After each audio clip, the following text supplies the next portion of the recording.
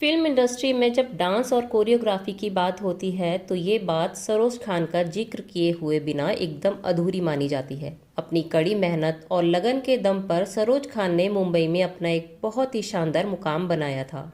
मगर फिर एक दिन सरोज खान सब कुछ छोड़कर इस दुनिया से विदा हो गई। आज हम आपको लेजेंडरी कोरियोग्राफर सरोज खान की जिंदगी की कहानी बताएंगे। संघर्ष की आग में तपकर खुद को सोना बनाने वाली सरोज खान की कहानी आपको भी जरूर प्रेरित करेगी। सरोज खान साल 1948 में मुंबई में पैदा हुई थी। इनकी पढ़ाई भी मुंबई से हुई थी। माता पिता ने इन्हें नाम दिया था निर्मला। इनके पिता का नाम था किशन चंद साधु सिंह और माता का नाम था नौनी सिंह। इनके पिता देश के विभाजन के बाद कराची से मुंबई आए थे। इनके पिता एक अमीर बिजनेसमैन थे, लेकिन भारत आकर उन्हें अपना जीवन एकदम नए सिरे से शुरू करना था। उन्होंने मुंबई के माहिम की एक चौल में एक कमरे का घर किराए पर लिया, जो कि माहिम पुलिस स्टेशन से एकदम सटा हुआ था।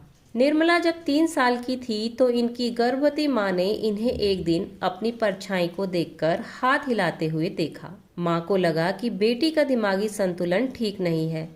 वो इन्हें डॉक्टर के पास लेकर गई, लेकिन माँ का यही फैसला इनकी जिंदगी बदलने वाला फैसला भी साबित हुआ। वो डॉक्टर जिसके पास निर्मला की माँ इन्हें लेकर गई थी, उसकी बॉलीवुड में लोगों से अच्छी पहचान थी। उस डॉक्टर ने निर्मला की माँ से कहा, घबराइए मत, आपकी बेटी पागल नहीं, बेहद प्रतिभावान है। आपकी बेटी को डांस करने का शौक है। आपको चाहिए कि आप इसे फिल्मों में काम कराने ले जाएं। आपको बढ़िया कमाई हो सकती है। डॉक्टर की ये बात सुनकर निर्मला के माता पिता बोले कि उनकी तो फिल्म इंडस्ट्री में किसी से कोई जान पहचान नहीं है, भला हम किसके पास निर्मला को लेकर जाएं। ऐसे में उस डॉक्टर ने उनकी मदद की और अपनी जान पहचान के जरिए डॉक्टर ने निर्मला को फिल्मों में बतौर चाइल्ड एक्टर काम दिला दिया। पहली दफा निर्मला नजर आई थी अभिनेत्री श्यामा की फिल्म नजराना में, उनके बचपन का किरदार निभाते हुए। नन्ही निर्मला पर उस मूवी में एक गाना फिल्माया गया था। As a child artist Nirmala की दूसरी फिल्म थी 1953 में आई आगोश, जिसमें ये उस जमाने की मशहूर चाइल्ड आर्टिस्ट बेबी नाज के साथ एक गीत में नजर आई थी। उस गीत में बेबी नाज ने भगवान कृष्ण के बचपन का और निर्मला ने राधा के बचपन का किरदार निभाया था। साल 1951 में आई फिल्म बड़ी बहू में भी निर्मला ने एज अ चाइल्ड आर्टिस्ट काम किया था और उस फिल्म में ये अभिनेत्री निम्मी की बेटी के रोल में नजर आई थी।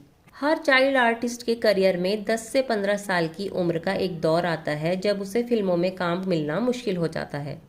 निर्मला की जिंदगी में भी ऐसा वक्त आया था, पर चूंकि निर्मला डांस बहुत बढ़िया करती थी तो इन्हें लोगों ने सलाह दी कि क्यों ना तुम ग्रुप डांसर बन जाओ। गरीबी से निर्मला परेशान ही थी, इसलिए उन्होंने लोगों की ये सलाह मान भी ली। फिर साल 1958 में आई फिल्म हावड़ा ब्रिज में इन्होंने पहली बार बतौर ग्रुप डांसर काम किया था। साल 1963 में आई ताजमहल फिल्म की मशहूर कव्वाली चांद का बदन में ये मीनू मुमताज के बराबर में बैठी नजर आई थी। अपने करियर में निर्मला हर दिन एक कदम आगे बढ़ती जा रही थी, मगर इसी दौरान निर्मला के पिता की मौत हो गई और परिवार पर मुसीबतों का पहाड़ टूट पड़ा। निर्मला से छोटी उनकी 4 बहनें और एक भाई था। हालात ये थे कि घर में एक वक्त का खाना जुटाना भी भारी होने लगा था। इनकी माँ इन्हें और इनके भाई बहनों को ये कहकर बहका दिया करती थी कि स्टोव पर भिगोना चढ़ा दिया है, जैसे ही खाना बनेगा मैं तुम्हें बुला लूंगी। इनके घर के पास ही एक मलयाली भजिया वाला अपनी दुकान लगाता था। वो भजिया वाला इनके परिवार की माली हालत से अच्छी तरह वाकिफ था। शाम को वो अपनी बची हुई भजिया निर्मला की माँ को देकर चला जाता था। इस तरह वो बची हुई भजिया खाकर इनके परिवार ने कई दिनों तक गुजारा किया था। अब तक निर्मला ये तय कर चुकी थी कि उन्हें फिल्म इंडस्ट्री का ही हिस्सा बनना है। वहीं अपने डांस कौशल से वो फिल्म इंडस्ट्री में अपनी पहचान भी बना चुकी थी। इत्तेफाक से इसी दौर में साउथ के मशहूर डांस गुरु सोहन लाल और हीरा लाल बॉम्बे फिल्म इंडस्ट्री में भी काम करने आ गए थे। भाइयों की इस जोड़ी ने साउथ फिल्म इंडस्ट्री में पहले ही अपना डंका बजा दिया था। वहीं बॉम्बे फिल्म इंडस्ट्री में भी आते ही इन दोनों का बढ़िया नाम हो गया। भाइयों की ये जोड़ी फ्लैट नंबर 9 नाम की एक फिल्म में भी डांस मास्टर की हैसियत से काम कर रही थी। फिल्म के एक गाने में निर्मला भी हेलन के साथ डांस परफॉर्म कर रही थी। मास्टर सोहन लाल हेलन संग निर्मला को भी डांस स्टेप सिखा रहे थे। इस बीच निर्मला की लर्निंग कैपेसिटी देखकर मास्टर सोहन लाल उनसे बड़े इम्प्रेस हुए। उन्होंने निर्मला को अपनी असिस्टेंट बना लिया। मास्टर सोहन लाल की असिस्टेंट के तौर पर निर्मला को सबसे पहले वैजंती माला को डांस सिखाने का मौका मिला। वो फिल्म थी कॉलेज गर्ल और वैजंती के अपोजिट उस फिल्म में शम्मी कपूर थे। मास्टर सोहन लाल के साथ आने के बाद निर्मला का फिल्म इंडस्ट्री में बढ़िया नाम होने लगा। फिल्म इंडस्ट्री के बड़े लोग इन्हें जानने पहचानने लगे थे। मास्टर सोहन लाल के साथ इन्होंने कई बड़ी फिल्मों में असिस्टेंट डांस मास्टर की तरह काम किया। मास्टर सोहन लाल के संपर्क में आने के बाद निर्मला ने अपना नाम बदलकर सरोज रख लिया था। हालांकि सरोज खान वो बाद में बनी, उस वक्त तक वो निर्मला से केवल सरोज ही बनी थी। मास्टर सोहन लाल के साथ अधिक वक्त गुजारने के चलते निर्मला उर्फ सरोज उनकी शख्सियत से प्रभावित होने लगी थी। ये जानते हुए भी कि मास्टर सोहन लाल पहले से शादीशुदा है, सरोज उन्हें अपना दिल दे बैठी। एक दिन सरोज और सोहन लाल ने शादी भी कर ली। शादी के बाद सरोज एक बेटे की माँ बनी। बेटे का नाम उन्होंने राजू रखा। सोहन लाल से ही सरोज को तीसरी बेटी भी हुई, जिसका नाम उन्होंने कुक्कू रखा।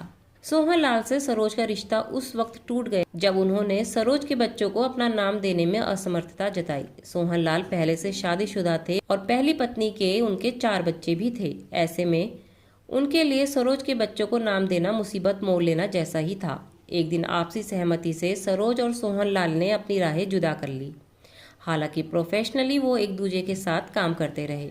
कुछ महीनों बाद सरोज की मुलाकात रोशन खान नाम के एक बिजनेसमैन से हुई। रोशन खान भी पहले से शादीशुदा थे और 2 बेटियों के पिता थे। रोशन खान ने ही एक दिन सरोज को शादी के लिए प्रपोज किया था। सरोज ने रोशन खान से इस शर्त पर शादी कर ली कि उनके दोनों बच्चों को वो अपना नाम देंगे। इस तरह सरोज बन गई सरोज खान और उनके बेटे राजू बन गए राजू खान। राजू खान आज के दौर में एक बड़े कोरियोग्राफर हैं। रोशन खान से भी सरोज खान को एक बेटी हुई थी। सरोज खान के करियर फ्रंट की बात करें तो इनके करियर में अपने दौर की खूबसूरत अदाकारा साधना ने बेहद महत्वपूर्ण भूमिका अदा की थी। ये उन दिनों की बात है जब मास्टर सोहन लाल से ये अलग ही हुई थी और इन्होंने दूसरी शादी भी नहीं की थी। सरोज साधना को कई फिल्मों में डांस सिखा चुकी थी। साधना ने जब फिल्म डायरेक्शन में कदम रखा और अपनी पहली फिल्म गीता मेरा नाम डायरेक्ट की तो फिल्म के गाने में डांस के लिए उन्होंने सरोज खान से बात की, मगर सरोज खान ने ये कहकर असमर्थता जताई कि उनके पास कोरियोग्राफर एसोसिएशन का कार्ड नहीं है। ऐसे में वह अपने इंडिपेंडेंटली किसी फिल्म के लिए कोरियोग्राफी नहीं कर सकती। उस वक्त साधना ने सरोज खान के लिए अपने पैसों से कोरियोग्राफर एसोसिएशन का कार्ड बनवाया। इस तरह Geeta Mera Naam as a choreographer Saroj Khan की पहली फिल्म थी। गीता मेरा नाम के बाद तो सरोज खान ने कई फिल्मों में एज अ कोरियोग्राफर काम किया, मगर जब सुभाष घई ने साल 1983 की फिल्म हीरो में इन्हें कोरियोग्राफी करने का मौका दिया तो वहां से इन्हें शोहरत मिलनी शुरू हुई। इस फिल्म के बाद तो सरोज खान ने कभी पीछे मुड़कर नहीं देखा। फिल्म इंडस्ट्री में सरोज खान के नाम का डंका उस वक्त बजा जब इन्होंने तेजाब फिल्म का फेमस ट्रैक 1 2 3 माधुरी दीक्षित पर कोरियोग्राफ किया।